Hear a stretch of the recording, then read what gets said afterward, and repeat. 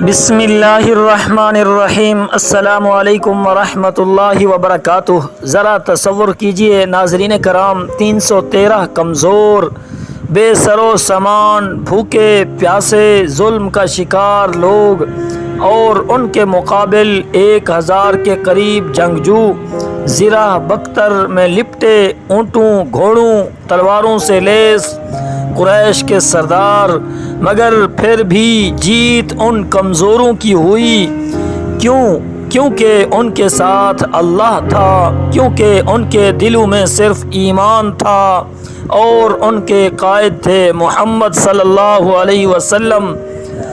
ناظرین کرام، مدینہ ہجرت کے بعد نبی کریم صلی اللہ علیہ وسلم اور صحابہ کرام رضی اللہ عنہم اجمعین کو قدر امن نصیب ہوا، لیکن کفار مکہ کی دشمنی ختم نہ ہوئی۔ وہ سازشیں کر رہے تھے، مسلمانوں کی املاک مکہ میں ضبط کر چکے تھے اور مدینہ پر حملے کے منصوبے بن رہے تھے۔ ایسے میں رسول صلی اللہ علیہ وسلم نے قریش کی تجارتی قافلوں پر نظر رکھنے کی حکمت عملی اختیار فرمائی۔ یہ غزوہ محض مال غنیمت کے لیے نہیں تھا، بلکہ یہ حق و باطل کی پہلی واضح جنگ تھی جس میں اسلام کے وجود کا دفاع ہونا تھا۔ ناظرین کرام، قریش کا ایک بہت بڑا تجارتی قافلہ جسے ابو سفیان چلا رہا تھا، شام سے مکہ واپس آ رہا تھا۔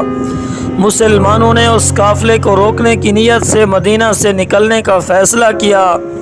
رسول اللہ صلی اللہ علیہ وسلم نے صحابہ کرام رضی اللہ عنہم اجمعین کو جمع کیا اور مشورہ فرمایا، یہ قافلہ ہے، اللہ چاہے تو ہم اسے روک سکتے ہیں، لیکن ممکن ہے کہ جنگ ہو جائے۔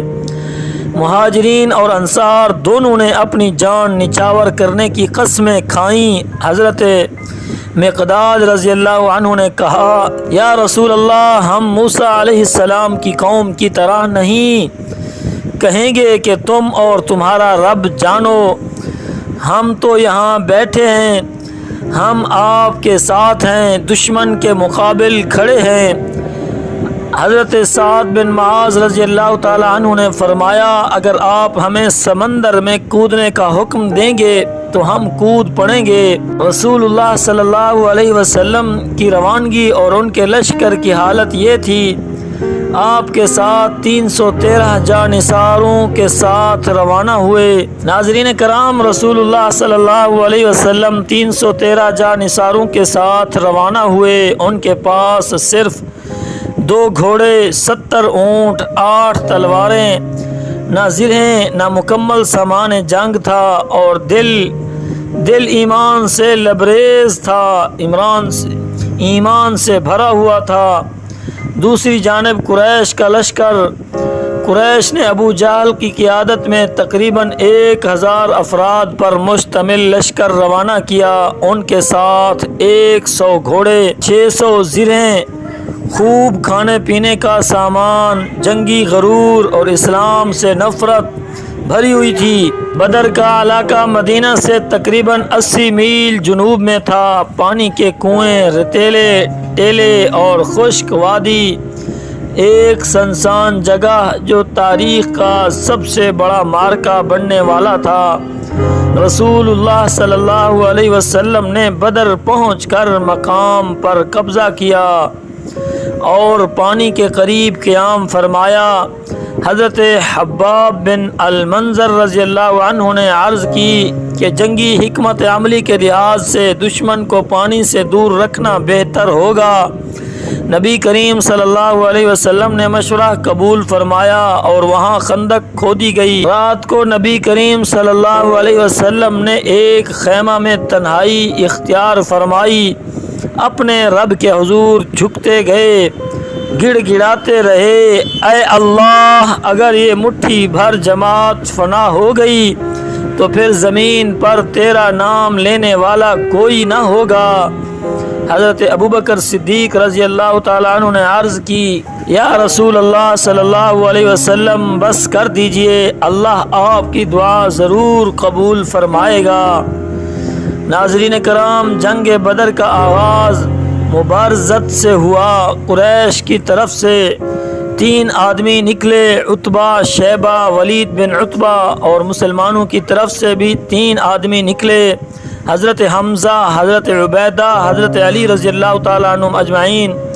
تینوں کفار کے لوگ مارے گئے، حضرت عبیدہ رضی اللہ تعالیٰ عنہ زخمی ہوئے، اور اللہ کی مدد پھر عمومی جنگ شروع ہوئی۔ مسلمانوں کی تعداد کم تھی مگر دل بہت جواں اور ایمان سے بھرے ہوئے تھے۔ ایسے میں اللہ تعالیٰ نے آسمان سے فرشتے بھیجے۔ قرآن مجید میں اللہ تعالیٰ نے فرمایا، جب تم اپنے رب سے مدد مانگ رہے تھے تو اس نے فرمایا میں تمہاری مدد کے لیے 1000 فرشتے بھیج رہا ہوں جو ایک کے بعد ایک آئیں گے۔ فرشتے سفید لباسوں میں گھوڑوں پر سوار، تلواریں چمکاتے ہوئے مسلمانوں کی مدد کو اترے۔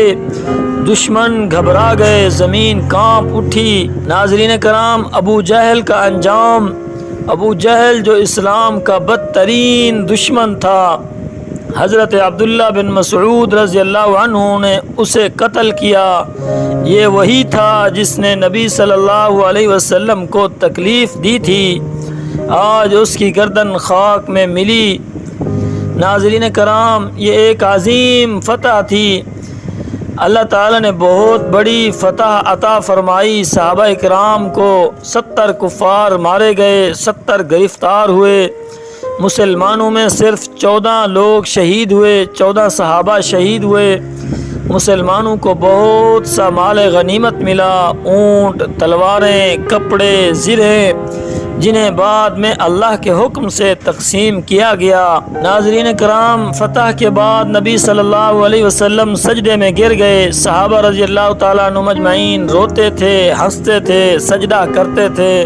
حضرت عمر رضی اللہ عنہ نے قیدیوں کے بارے میں مشورہ دیا کہ سب کو قتل کر دیا جائے، مگر حضرت ابوبکر صدیق رضی اللہ عنہ نے فرمایا یہ ہمارے عزیز ہیں، انہیں فدیہ لے کر چھوڑ دیا جائے۔ اللہ نے بعد میں حضرت عمر رضی اللہ تعالیٰ عنہ کے موقف کی تائید فرمائی۔ ناظرین کرام، غزوہ بدر ہمیں سکھاتا ہے ایمان تعداد سے بڑا ہتھیار ہے، سب سے بڑا ہتھیار ایمان ہے۔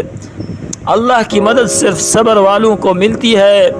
سچے دل سے دعا مانگنے والا کبھی خالی نہیں لوٹتا۔ نبی صلی اللہ علیہ وسلم کی قیادت میں باطل کا خاتمہ یقینی ہے۔ ناظرین کرام، آخر میں ہمارے ناظرین کے لیے دعائیہ اور محبت بھرے کلمات ہیں جو ہمارے دل سے نکلتے ہیں آپ کے لیے۔ پیارے ناظرین، اگر آپ نے یہ واقعہ دل سے سنا ہے تو جان لیجئے اسلام کی عظیم کامیابی ہمارے لیے مشعل راہ ہے۔